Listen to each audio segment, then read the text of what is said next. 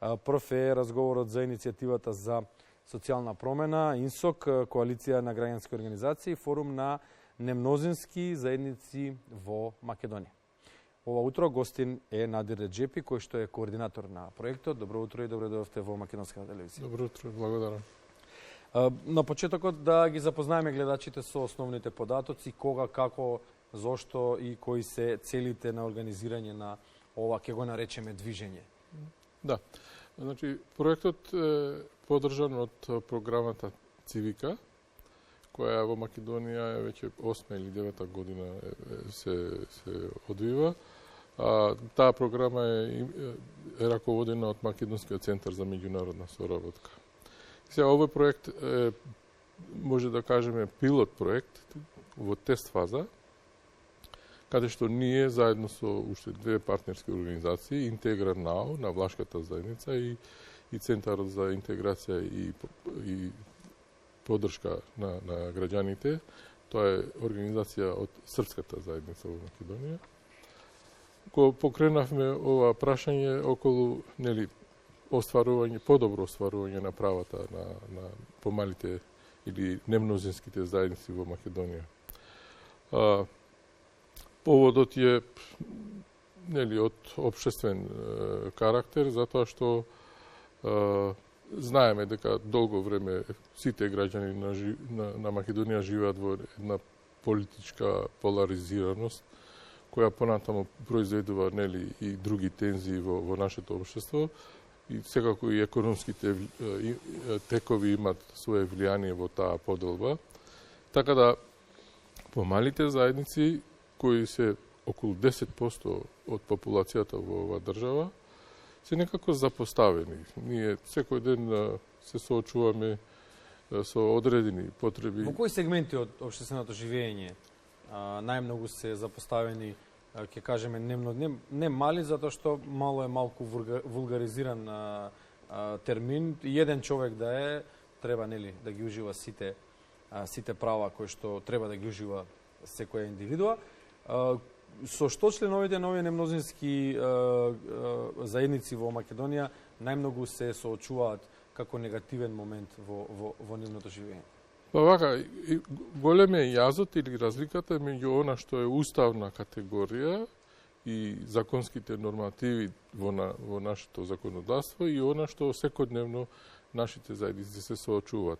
Сега, секоја заедница има своји специфики и особено е заедничко е што, например, во интеракцијата со институциите на локално и централно ниво, секоја заедница има своји проблеми. Значи, има и предизвици со кои се соочуваат, а секако и во уживањето на своите права. Дали се тоа културни права, дали се социјални права, економски права. И секој граѓанин се обидува да се позиционира и да биде дел од ова општество.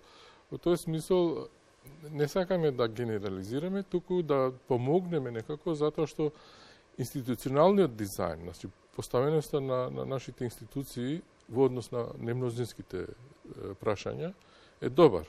Значи имаме неколку институции на национално и локално ниво кои се поставени за да им помогнат на немнозинските заедници да ги остварат своите права.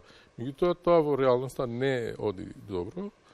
Дел поради тоа што, институциите се многу политизирани. Не многу, туку скоро потполно. И од друга страна, ја спомнем повторно корупцијата или игнорирањето, секогаш немнозинските... Исто така во голем степен. Да, и немнозинските заедници се секогаш некој помал приоритет, затоа што тие не генерираат нестабилност, ниту конфликти во нашето општество, од друга страна се неми сведоци и само слушаат што прават поголемите заедници. И затоа ние решивме со оваа иницијатива да се здружиме како немнозински заедници и да помогнеме на овие институции кои се поставени да работат со нас и заедно да ги остваруваме тие права демократски во државата, да видиме со какви идеи, приоритети и акции ќе се одвива понатаму. Предпоставуваме дека ова е делумно одговорот и на тоа зошто беше формирано ова движење? Така, значи, пред се главната цел е да помогнеме на унапредувањето на демократските стандарди. Сега демократијата е како процес во некоја криза, не само во Македонија, туку и во пошироко во Европа, меѓутоа во моментов потребни се активни граѓани, значи активно граѓанство, за да не чека само од институциите од државата, туку и самиот граѓанин треба да биде активен и да придонесува. Успевате ли да ги разбудите граѓаните да ги активирате? Тоа е мало оне главен предизвик, затоа што во овие 30 години ние сме де јуре или де факто, според бројките, мултиетничко и мултикултурно општество. Меѓутоа, во овие 30 години ние живеевме еден покрај друг, не живеевме еден со друг. И тоа е големијата разлика. Обичниот граѓанин се труди да избегне таа доминација на политиката во секојдневието, меѓутоа за сега и граѓанскиот сектор не успеа да се справи со тој феномен, а од друга страна самиот граѓански сектор со оригиналната идеја да биде коректор на власта со овие години, значи се обидуваше да биде партнер на власта, за да со заеднички сили помогне во многу развојни процеси, од економија, во евроинтеграција, во демократски стандарди и други социјални области, меѓутоа некако е граѓанскиот сектор исто така и неразбран од самите гласачки. Дали како реагираат граѓаните на здружување? Обично во Македонија влада е ставот дека секогаш кога некој нешто прави, дека го прави со некакви намери вакви или такви, и многу ретко се верува на искреноста на формирањето на некакви заедници. Како реагираат на вашата организација, на вашето, повторно ќе кажеме, движење? Да, значи, за сега,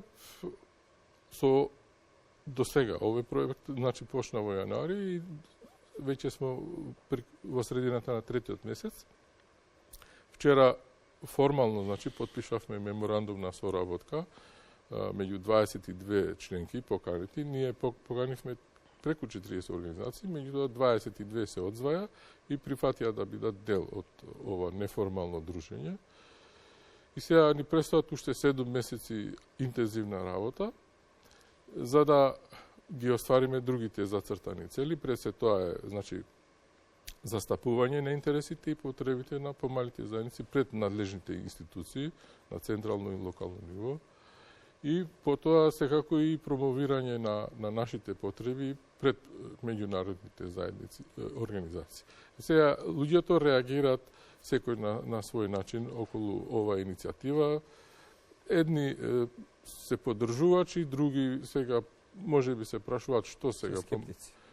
Молим? Скептици се. Да, скептици се, значи затоа што граѓанскиот сектор е се повеќе неразбран.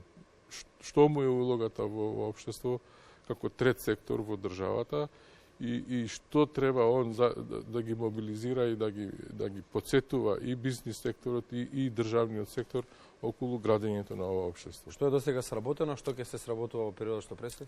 Така, значи првата фаза е заокружирана со вчерашниот настан. Сега при крајот на овој месец сакам да искористам приликата ќе објавиме конкурс за средношколци, каде што ќе бараме од нив да напишат или да аплицираат со есеи за тоа колку они ги познаваат своите сограѓани од другата